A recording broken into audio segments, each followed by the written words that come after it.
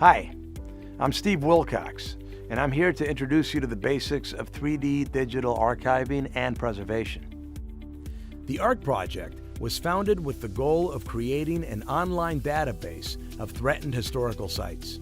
We realized that no landmark or monument is immune to destruction. So our nonprofit organization wanted to make sure that whatever is too valuable, too important, or too unique not be in danger of being lost or forgotten. Our cultural heritage defines who and what we are, and we can all play a vitally important role in preserving it. Now, about our process. ARC uses photography to archive through a process called photogrammetry. Photogrammetry uses a specific photographic technique to measure the distance between objects or parts of an object to create a three-dimensional model of the subject. The procedure involves taking many photos of your chosen subject, as if your camera were a 3D scanner that needs to see every angle. But the best part about this technology is that you don't necessarily have to have access to a high-end camera in order to participate in taking pictures for our database, which makes it more accessible. A cell phone camera that is 8 megapixels and above, such as the latest iPhone or Samsung, will also work. For those that do have access to high-end camera equipment, the camera ideally should be a prime lens, such as a 24mm or 50mm lens, and the resolution should ideally be 24 megapixels and above. Now, for the general rules of photogrammetry. This process requires taking photos from many angles and heights. Take images of subjects from 3 to 6 levels: low, medium, medium high, and high, circling around the object at 10-degree intervals. Now, most objects require at least 100 images. More complex ones can be in the thousands. The most important thing to remember is that each image should overlap the previous one by 2/3. Without this proper overlap, you could be missing photographic points that will be necessary to have when importing these into the software which builds a 3D model. Now, onto the camera settings. It is important to remember that good exposure and sharp images are key.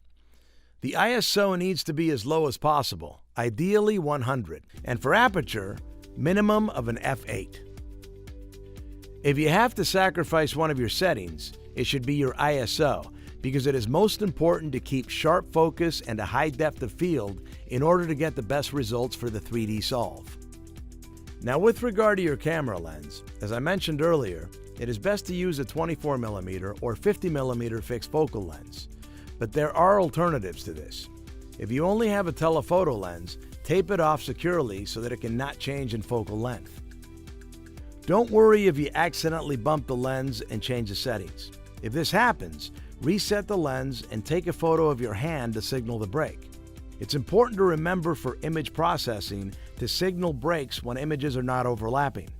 This allows our software to not get confused between different sets of photo groups that don't share overlap from one picture to the next. The picture of your hand will distinguish between these sets of images. And for image format, one should ideally shoot in camera RAW files. RAW files allow for the broadest range of exposure and the most information to be retained in the image you're shooting.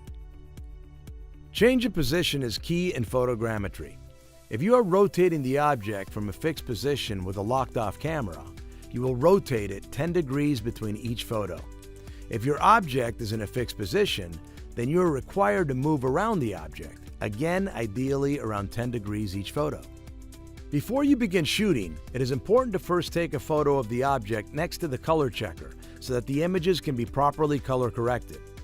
Next, use scale bars or something that can be used to create scale, such as a ruler or tape measure, and take at least 24 images of the scale bar, including the surrounding area of the object at various angles. Reshoot any images in which the scale bars are blocking any part of the object.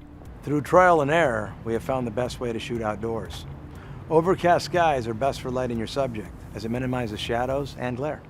If it's sunny, try to shoot when the sun is directly overhead the subject, and never use an on-camera flash. In order to best help you get a more thorough understanding of the types of subject matters that photogrammetry works for, we've included a number of examples and in-depth instructions for each. When shooting landscapes, buildings, or large objects, shoot rotations as low to the ground as possible and as high up as possible. It is ideal to shoot about 10 feet from the subject. A ladder, monopod, or selfie stick are great tools for capturing high angles of landscapes and/or architectural elements. In a studio setting, when photographing small objects, walk around the object, shooting every 10 degrees to equal a minimum of 32 images around object per level. Shoot from 3 to 6 different levels or heights depending on the complexity of the object. Sometimes you might be shooting objects with limited access, such as art hanging on a wall, or an object you can't move, such as petroglyphs. When this is the case, shoot with a staggered grid pattern. When shooting complex objects, shooting multiple levels straight on will not be enough. It is important to shoot 45-degree angle images on multiple levels as well. The more complex an object is, the more photos you will need to take. Be sure to photograph around anything that might be in the way of your subject. As you would if you bumped the lens while shooting, take a picture of your hand in between levels of shots to signal a break in overlapping. We hope this tutorial helped you understand all the necessary steps involved in photogrammetry. ARC has additional resources to aid you, so feel free to contact us with any questions you might have. We're working to generate synergies and provide support for the currently separate and solitary efforts of like-minded activists, museums, and organizations with an end goal of forging a unified global response to emerging crises.